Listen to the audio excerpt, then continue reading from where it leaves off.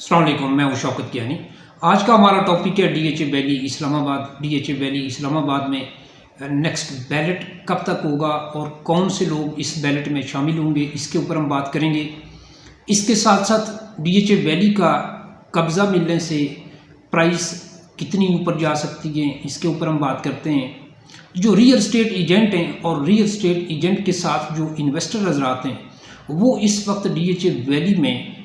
किन फाइलों के अंदर इन्वेस्टमेंट करें, इसके ऊपर हम बात करेंगे। वीडियो शुरू होने से पहले आप चैनल को सब्सक्राइब कर लें, बेल आइकन को प्रेस करें ताकि तमाम नई वीडियो बर वक्त आप तक पहुंच सकें। सबसे पहले अगर हम बात करें जो नेक्स्ट बैलेट होने जा रहा है, तो इस वक्त की न्यूज़ के मुताबिक डीएचए वैली की मैनेजमेंट ने 14 अप्रैल 2023 तक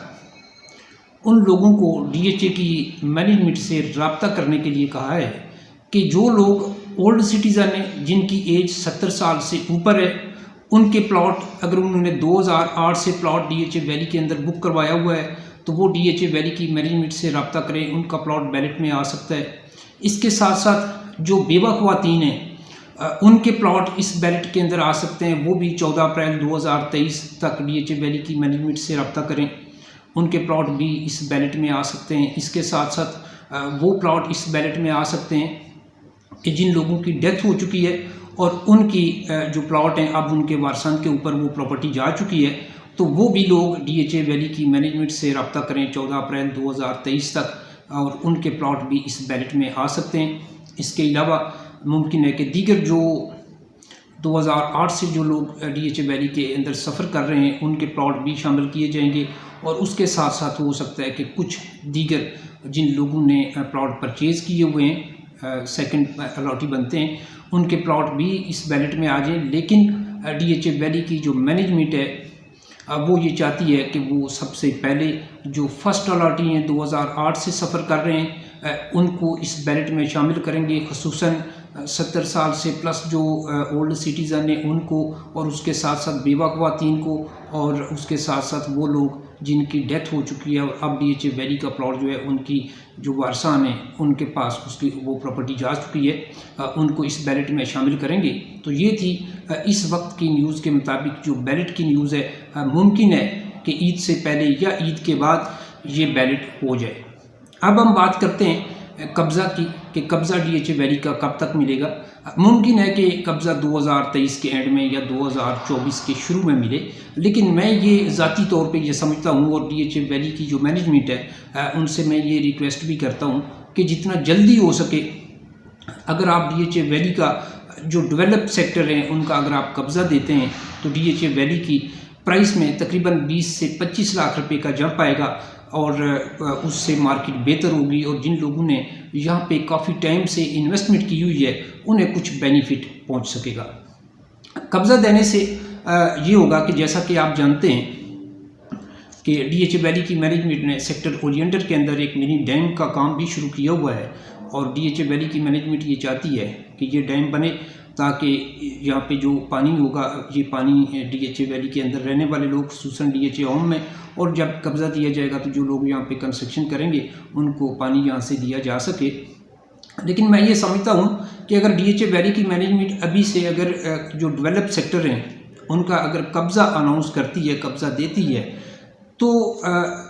घर बनने तक तो शुरू में तकरीबन 3, 4, 5 महीने तो गुजर जाएंगे जब तक लोग पोजीशन लेते हैं, उसके साथ साथ नक्शा बनवाते हैं, तो पहले तो तकरीबन 3 महीने, 4 महीने, 5 महीने इस तरह गुजर जाएंगे, और इसके बाद ये होगा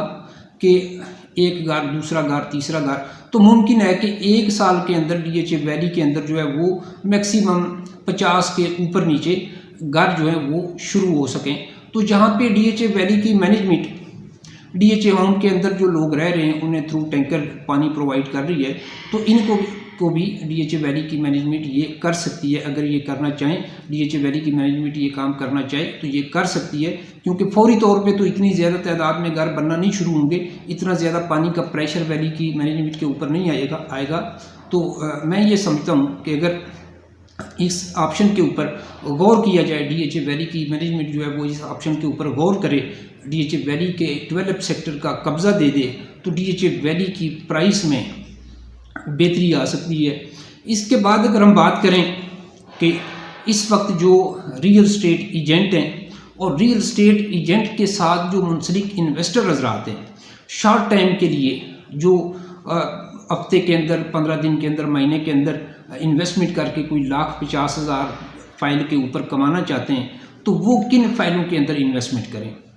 इस वक्त मैं ये समझता हूँ कि जो ओपन फाइलें हैं, नॉन बैलेट, वो रियल स्टेट एजेंट और रियल स्टेट एजेंट के साथ जो इन्वेस्टर हजरात हैं उनके लिए ये बेहतरीन ऑप्शन है। क्योंकि अगर आप बैलेट में इन्वेस्टमेंट करेंगे तो वहाँ पे अगर आप बयाना करते हैं और बयाने के बाद अगर आप उस प्लॉट को सेल नहीं कर सकते तो अच्छी खासी ट्रांसफ़र फीस पड़ जाती है, और जो आपका मार्जिन 1,50,000 का अंदर होता है, जो आप ये समझते हैं कि अगर आपने कोई प्लॉट 28 का या 29 का परचेज़ किया तो वो 1 लाख मार्जिन के साथ आप 29 का या 30 का बेच लेंगे, तो वो फिर आप नहीं बेच सकते। आपका प्रॉफिट जो है वो ट्रांसफ़र फीस की मद में चला जाता है। तो इसलिए मैं ये समझता हूँ कि जो भी हमारे रियल स्टेट एजेंट हैं वो ओपन फाइलों में इन्वेस्टमेंट करें, 8 मरला में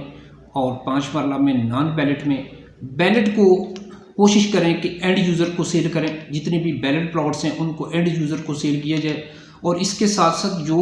नॉन बैलेट 5 मरला और 8 मरला हैं, ट्रांसफ़रेबल फाइलें, वो भी कोशिश करें कि वो आप एंड यूज़र को ही सेल करें। जो रियल स्टेट एजेंट हैं वो इस वक्त ट्रेडिंग करें ओपन फाइलों के अंदर। इस वक्त जो है वो तकरीबन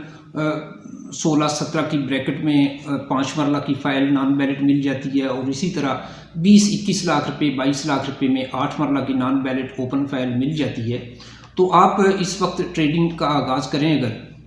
तो अगर आप बिलफर्ज 17 लाख रुपए की एक ओपन फाइल परचेज़ करते हैं और वो आपके पास पड़ी है, आपके पास मज़ीद इन्वेस्टमेंट है, तो नेक्स्ट ऑफ़र जो है वो आप 16 की दें। जब तक आपकी 17 की जो है वो 18 में सेल नहीं होती, तो आप नेक्स्ट अपनी ऑफ़र जो है वो 16 पे रखें, 16 पे बाइंग करें। अगर खुदा न खास्ता आप वो 17 की नहीं सेल कर सकते, जो आपने 16 की परचेज़ की थी वो 17 की सेल नहीं कर सकते, तो आपकी जो सेकंड नीचे उसके बाइंग होगी, बिलफर्ज 15 की बाइंग है, तो एक आपने 16 की ली थी वो भी आप 16 में सेल करते हैं, और आपने जो 15 की परचेज़ की थी वो भी आप 16 में सेल करते हैं, तो आपको नुकसान नहीं होगा, आप इक्वल पे एग्ज़िट कर जाएंगे। और इसी तरह जब मार्केट में थोड़ी बेहतरी आ जाए तो फिर स्टेप बाय स्टेप आप, अगर आप एक फ़ाइल आपने 17 लाख रुपए की परचेज़ की हुई है और उसके बाद आप एक 18 की परचेज़ कर लें, आप 19 पे उसे सेल पे रखें। अगर उनमें से एक फ़ाइल आपकी 19 में सेल होती है तो ठीक है, आप फिर स्टेप बाय स्टेप इसी तरह आगे बढ़ते जाएँ। 1,50,000 मार्जिन के साथ जहाँ पे आपको कम से कम रेट के ऊपर मिल रही हो, आप आगे बढ़ के भी परचेज़ कर सकते हैं। लेकिन मार्केट अगर डाउन की तरफ थोड़ी आ रही है, इस वक्त जो ट्रेंड चल रहा है डाउन का चल रहा है, तो आप जो है वो अगर फर्स्ट फाइल आप 17 की परचेज़ कर रहे हैं तो दूसरी आप 16 की परचेज़ करें, तीसरी आप 15 की परचेज़ करें। अगर आप तीनों फाइलें 16 की निकाल देते हैं तो आप इक्वल पे एग्ज़िट कर जाएंगे, और इसमें चांस होगा कि आप यहाँ से 1-2 फाइलों के ऊपर बेनिफिट आप उठा सकेंगे। तो आप इस वक्त अगर इस तरह से ट्रेडिंग का आगाज़ करें तो मार्केट जो इस वक्त गिर रही है ये भी यहाँ पे रुकेगी। कोशिश करें कि मार्केट को इस एरिया में 15-16 की ब्रैकेट के अंदर इस वक्त जो नॉन बैलेट 5 मरला है और 20 के आसपास 8 मरला